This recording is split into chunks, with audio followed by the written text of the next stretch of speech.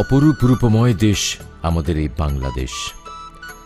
সকালে ঘুম ভাঙে পাখির গানে ও সুমধুর আজানের সুরে।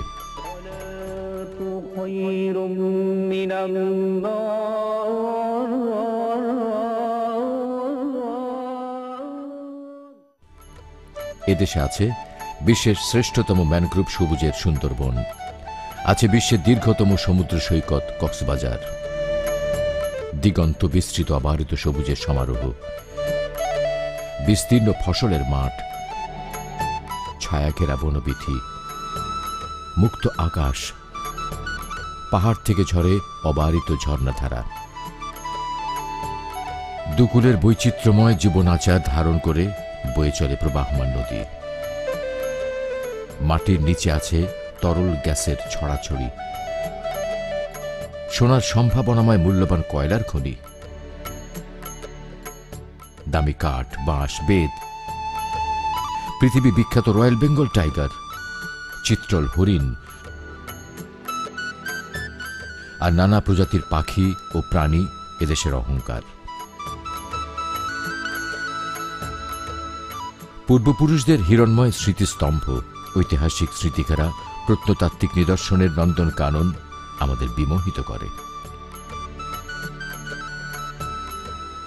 অত্যন্ত পরিতাপের বিষয়, বাংলাদেশের এত সম্ভাবনার উজ্জ্বল দিক থাকা সত্ত্বেও সঠিক পরিকল্পনা ও সুষ্ঠু শাসন নীতির অভাবে প্রিয় জন্মভূমি মাথা উঁচু করে দাঁড়াতে পারছে না।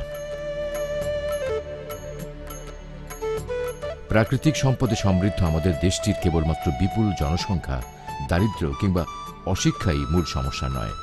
সমাজের সকল অশান্তি ও বিশৃঙ্খলার মূল কারণই হল সৎ, দক্ষ, চরিত্রবান দেশপ্রেমিক লোকের অভাব। এরাই তো জাতীয় জীবন ও সম্পদকে আমানত মনে করে যথার্থ উন্নয়নের কাজ করতে উদ্যোগী হবেন। রাজনৈতিক বা অর্থনৈতিক ব্যবস্থা যত পরিবর্তন সাধন করা হোক না কেন, সৎ, আদর্শবাদী ও খোদা ভীরু নেতৃত্ব প্রতিষ্ঠিত না হলে কোনো পরিবর্তনই কাঙ্ক্ষিত ফল লাভ করবে না। ফলে দেখা দেবে সামাজিক অস্থিরতা, সর্বগ্রাসী হতাশা, শিক্ষাঙ্গনে সন্ত্রাস, মাদকের মরণ নেশা যার অবশ্যম্ভাবী ফল, যার প্রভাব স্কুল আঙিনায় গিয়ে পড়ছে। মানুষ গড়ার আঙিনায় মানুষ হবার পরিবেশ আজ মেধাহীন, সন্ত্রাস নির্ভর ছাত্র নেতৃত্বের কাছে জিম্মি। আবার অনেকে আজ অভাব ও দৈন্যতার কারণে দারিদ্রতার সাথে মোকাবেলা করতে না পেরে স্কুল পেরোনোর আগেই ঝরে পড়ছে শিক্ষা থেকে। অপ্রত্যাশিতভাবে বেড়ে যাচ্ছে ক্ষতিকর শিশুশ্রম, বেকার হচ্ছে কোটি কোটি মানুষ। সমাজে নানা অপকর্মের পাশাপাশি বেড়ে যাচ্ছে কিশোর অপরাধ। বাঁচার লড়াইয়ে এই মানুষগুলো যাবে কোথায়? কি বা ভবিষ্যৎ দাঁড়াবে দেশের? কিন্তু এভাবে আর কত? প্রাণান্তকর লড়াইয়ে আমরা কি হেরে যাব? না, আমাদের সামনে আলোকবর্তিকা হিসেবে দেখা দিয়েছে অদম্য মেধাবী মুখগুলি। কারো হাত নেই, কারো পা নেই, দারিদ্রতার কষাঘাত তাদেরকে থামিয়ে রাখতে পারেনি।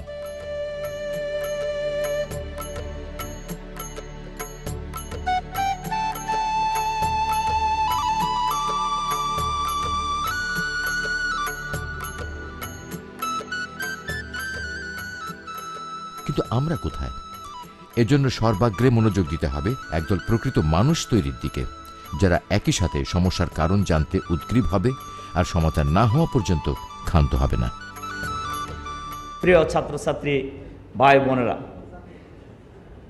আজকে যারা মেধা স্বাক্ষর রেখেছ, এক্ষেত্রে ছাত্রছাত্রীদের যেমন অবদান আছে, এর পাশাপাশি আমি মনে করি সবচাইতে বেশি বড় অবদান আছে তার অসহায় দুঃখী পিতামাতার, যারা অনেক কষ্ট করে তোমাদেরকে নিজে খেয়ে না খেয়ে পড়াশোনা করিয়েছে। ছাত্রবন্ধুর মা বলে গেলেন যে আপনারা দোয়া করবেন যে যেন মেডিকেল কলেজে পড়তে পারে। একজন বলে গেলেন যে শিবিরের সহযোগিতা চাই ঢাকা বিশ্ববিদ্যালয়ে। এই উদ্যম একজন মানুষকে প্রতিষ্ঠিত করার ক্ষেত্রে বিরাট সহায়ক ভূমিকা হিসেবে পালন করে এবং আমরা আশা করি এখানকার প্রতিটি ছাত্রই আজকে যেমন মেধাবী, যতই অসুবিধা থাকুক না কেন আগামী দিনে এরা দেশ এবং জাতি গঠনে পিতামাতার জন্য, সমাজের জন্য অনেক গুরুত্বপূর্ণ ভূমিকা পালন করবে। ছাত্র শিবির খালি সম্বর্ধনা দিয়েই শেষ করে না।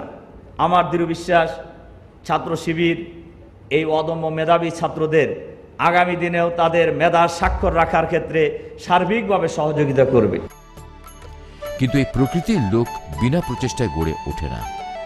হয়তোবা এমনি এমনি জঙ্গল তৈরি হতে পারে, কিন্তু বিনা পরিকল্পনায় বাগান গড়া যায় না।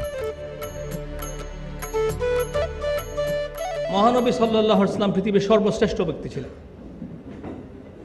তিনি সবচেয়ে বেশি নৈতিক মান সম্পন্ন ব্যক্তি ছিলেন এবং পৃথিবীর একটি সর্বশ্রেষ্ঠ নৈতিক রাষ্ট্র তিনি উপস্থাপন করেছিলেন এবং আমাদের উপহার দিয়েছিলেন। তিনি নৈতিকতার শিক্ষক ছিলেন এবং সেই সমাজকে আমরা বলি পৃথিবীর সর্বশ্রেষ্ঠ সমাজ। পৃথিবীর কোনো সমাজ, কোনো কাল, কোনো যুগ মুহাম্মদ সাল্লাল্লাহু আলাইহি ওয়াসাল্লাম কর্তৃক প্রতিষ্ঠিত সমাজের সমকক্ষতা অর্জন করতে পারেনি এবং পারবেও না। সমস্ত পারিবারিক জীবন সুন্দর সুশৃঙ্খল পারিবারিক জীবন ছাড়া একটি শিশুকে সত্যিকার মানুষ হিসেবে গড়ে তোলা সম্ভব নয়। যে একটা সুন্দর পরিবারের মধ্য দিয়েই একটি সুন্দর শিশুর জন্ম হবে, যে শিশু হবে আগামী দিনের আমাদের পিতা, আগামী দিনের পথপ্রদর্শক। ভালো মন্দের সঙ্গে, নৈতিকতার সঙ্গে যদি আল্লাহ ভীরুতা অথবা গড কনসাসনেসের সম্পর্ক না থাকে, তাহলে ভালো নৈতিকতা দেওয়া সম্ভব নয়। একটা মানুষ তখনই সবচেয়ে বড় নৈতিকতা সম্পন্ন মানুষ হতে পারবে যখন সেটা বিশ্বাস করবে যে তার পৃথিবীর সমস্ত কাজের বিচার হবে। মানুষের শ্রেষ্ঠত্ব হচ্ছে তার তাকওয়ার ভিত্তিতে। ইন্না আক্রামাকুম ইনদাল্লাহি আতকাকুম। এর মতো বড় ঘোষণা পৃথিবীতে কেউ দিতে পারেনি, কোনো আদর্শ দিতে পারেনি, কোনো মতাদর্শ দিতে পারেনি। মানুষে পার্থক্য করা যাবে না, পার্থক্য একটা মাত্র ভিত্তি, তাকওয়া। আর তাকওয়ার সঙ্গে সম্পর্ক হচ্ছে নৈতিকতার। বিজ্ঞান নৈতিকতার শিক্ষা দেয় না। নৈতিকতার শিক্ষা যদি বিজ্ঞান দিত, তাহলে প্রত্যেকটা বিজ্ঞানী নৈতিক মান সম্পন্ন মানুষ হতো। তাহলে বিজ্ঞান মানবতার সৃষ্টি করতে পারে না। তাহলে মানবতার জন্য আমাকে ধর্মে আসতে হবে, আর ধর্মের সম্পৃক্ততা না থাকলে নৈতিকতার সৃষ্টি হবে না। ধর্ম এবং ধার্মিকতার ভিতর দিয়েই একটি সমাজের উত্তরণ করতে হবে। যে সোনার মানুষের সন্ধান আমরা চাই, যে সোনার জাতি আমরা করতে চাই, ধর্মকে বিসর্জনের ভিতর দিয়ে সম্ভব নয়। যেহেতু স্কুল ছাত্ররাই পরবর্তীতে সমাজ ও রাষ্ট্রের কর্ণধার, সেহেতু তাদেরকে সঠিক পন্থায় গড়ে ওঠার সুযোগ সৃষ্টি করতে হবে আমাদের সবাইকে। তবেই আগামী দিনে সফল নেতৃত্ব তৈরি হবে। একটা জাতির জন্য উচিত যে আজকে পঞ্চগড়ের পাঠশালা থেকে যে ছাত্রটা পাশ করলো, তার জন্য সুযোগ করে দেওয়া, যাতে করে সে তার মেধার বিকাশ করতে পারে। ইসলাম এসেছিল মানুষের মেধার বিকাশ করার জন্য। আল্লাহ রসুল যে সমাজ ব্যবস্থা কায়েম করলেন, সেখানে সকলের জন্য অপরচুনিটিসকে ওপেন করে দেওয়া হবে।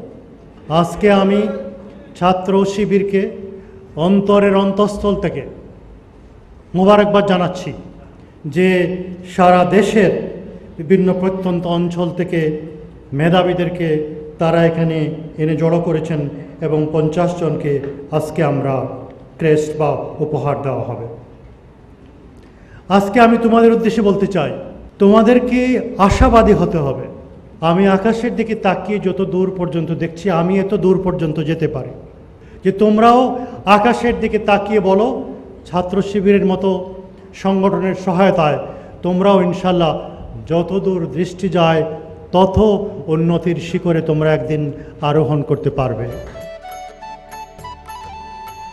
জাতির এই হতাশায় স্বপ্নের তরীকে তীরে ভেড়ানোর জন্য বাংলাদেশ ইসলামী ছাত্র শিবির স্কুল ছাত্রদের মাঝে নিরলসভাবে কাজ করে যাচ্ছে।